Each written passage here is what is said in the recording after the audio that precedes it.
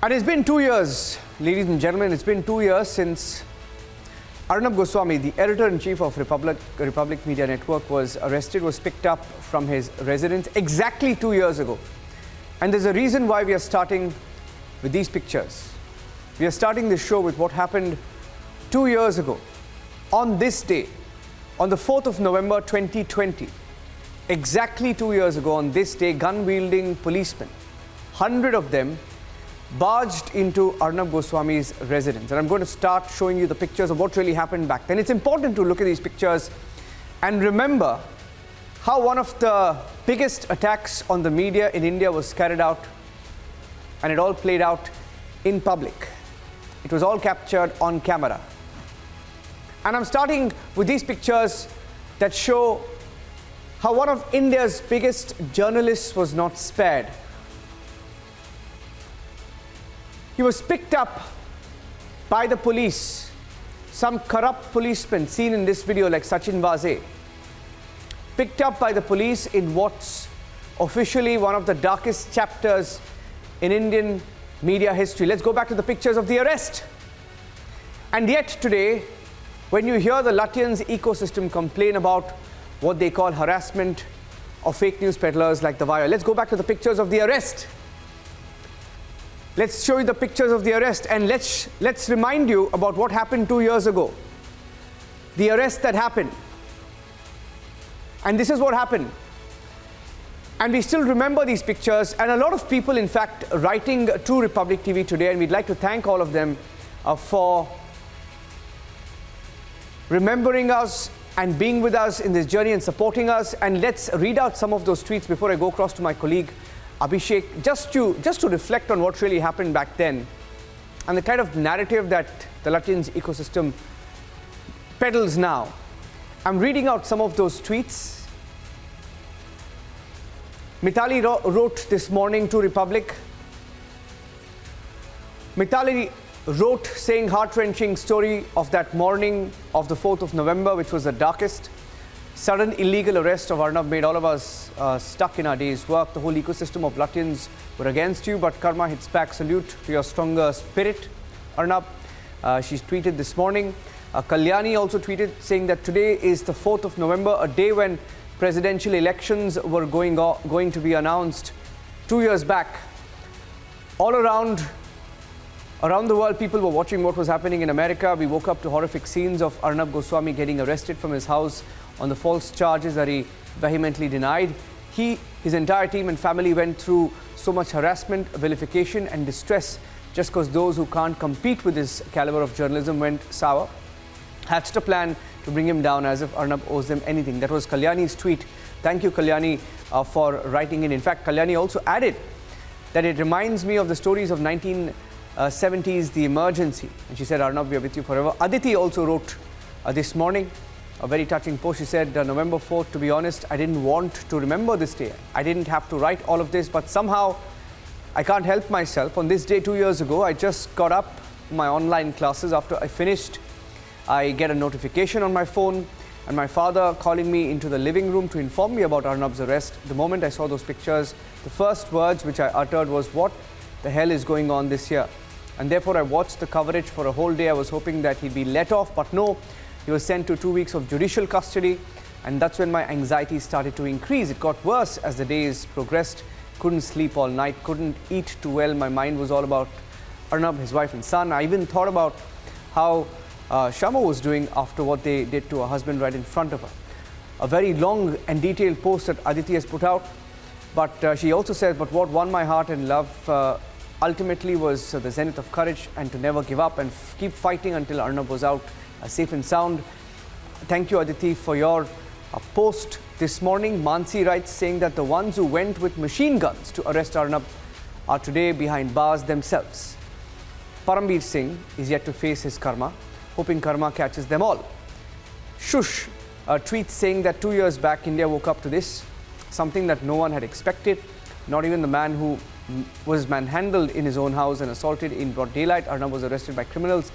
And we were also helpless that we could only tweet and tag the central government for help, saying that we are with you. Charulatha tweets saying that sunlight cannot be confined in prison, is enlightened with this universe. We love you, Arnab. And they're all remembering this 2 years on. 2 years on since the arrest, saying never forgive, never forget. Prachi has tweeted this morning to Republic TV saying 4th of November, black day in the history of Indian media. I'm not able to tweet something about this day because I don't want to remember this day, only want to ask why was this day in Arnab's life. The reason why we are reading out all of these tweets is because viewers, a lot of you have written to us and have stood with us, and we just wanted to thank you. Thank you for being with us and for remembering this day. Let me go across to Abhishek, because the narrative is, Abhishek, the narrative is, you know, a lot of people giving lectures about how the media is facing a crisis with state governments and central governments attacking the media, etc. But 2 years back, I still remember, Abhishek, it was the morning of the presidential elections. I think you were in the studio, Abhishek, if I'm not wrong. You were in the studios as well. And that morning, got a call. We'll play out all those pictures of us going up that lift of everyone who was there during the arrest. And each image that day is stuck with us and will continue to stay with us for the rest of our lives. But coming back to the point, 2 years on, Abhishek, nobody talks about how Arnab was picked up and the plot, and those who actually arrested him, each one of them is behind bars in the fake cases that they put against us. They themselves are facing so many cases and charges, including murder. But the narrative, you hear this morning people talking about how they're trying to make that stupid comparison to The Wire, which peddled fake news and got away. When you look back at those images from 2 years ago, Abhishek, what comes to your mind? Well, comeuppance, Niranjan, for the perpetrators, everyone who was involved in targeting Arnab is either behind bars, lost their job, become irrelevant, or worse, you know, they are facing justice. That is one. The other, the collaborators and the people who were really literally eating out of the hands of Mumbai police. What happens to them now? Those people who fancied themselves as paragons of journalistic virtue are now facing law, facing agencies because of the manner in which they conducted themselves, unbecoming of the bare basics of journalism. So I think, Niranjan, in many ways, at multiple levels, on this day, when we complete 2 years of targeting of Arnab and Arnab getting picked up from his residence, his family being misbehaved by police, and the pictures are there for everyone to see. Not that those who love Arnab would forget them, even if the pictures were not in front of them, you know. I think that those 2 years were years of struggle. We have been together in it, and we saw how those 10 days really lengthened into the kind of legal struggle we faced, and came out trumps and came out victorious. But what is important is, Niranjan, what is happening in the present with the people who were at that time party to whatever machinations Mumbai police carried out on that TRP story, and the investigation that it carried out are themselves now in the dock for malpractices, for bad journalism, for really playing with the basics of the profession, ethics of the profession, to a level where their own reporter has been sacrificed. So contrast the picture where we stood solidly as an organization, as a family, as a team, and here we have sacrificial lambs and scapegoats being found by those people who were at that time pontificating about what is wrong and what is right with the profession. So in that sense, I think it's a big lesson. Whatever we have faced, we have internalized. Arnab, of course, taking the maximum brunt of it, but not letting a wee bit come down to his team. And in fact, the team has grown since then, you know, Niranjan. But yes. And the world knows.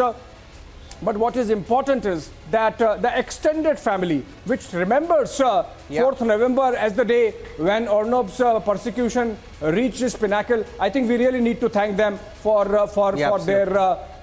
their indulgence, for their love, and for their support. Absolutely, Abhishek. Thank you for that. And that was the whole point of starting the show today, because we were a little overwhelmed today, Abhishek, because most often in the rigmarole of news and in the newsroom, we forget days, dates, And it's our viewers, in fact, who remembered the 4th of November. And it tells you something. It tells you something, and we are all extremely grateful to receive these messages and see those tweets, and we are all blessed. So thank you, viewers, once again, and thank you, Abhishek, for joining us. 2 years since the arrest of Arnab. A lot that the Latvian media will have to introspect on, especially when they're trying to make comparisons to what happened back then to other cases, which are not a comparison.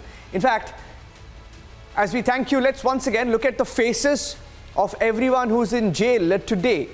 2 years back, they plotted what was called Operation Arnab.